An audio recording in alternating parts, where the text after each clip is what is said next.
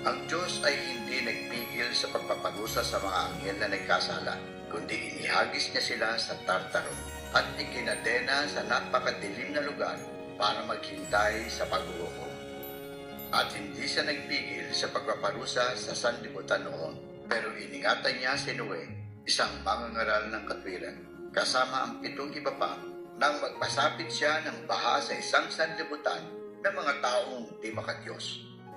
At ginawa niyang abo ang mga lungsod ng Sodoma at Gomora bilang hatol sa mga ito, at nagsilbi itong babala sa mga taong di makadiyos tungkol sa mga bagay na darating. At iniligtas niya ang matuwid na si Lot, na labis na nabagabag sa paggawi ng may kapangahasan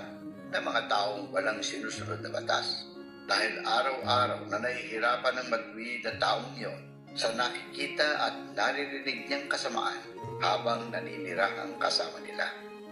Kaya alam ni Jehovah kung paano iligtas sa mga taong may makadiyos na debosyon mula sa pagsubok at italaga sa pagkapuksa ang mga taong di matuwid sa araw ng paghuhukom, lalo na ang mga nagpaparumi sa laman ng iba at humahamak sa autoridad.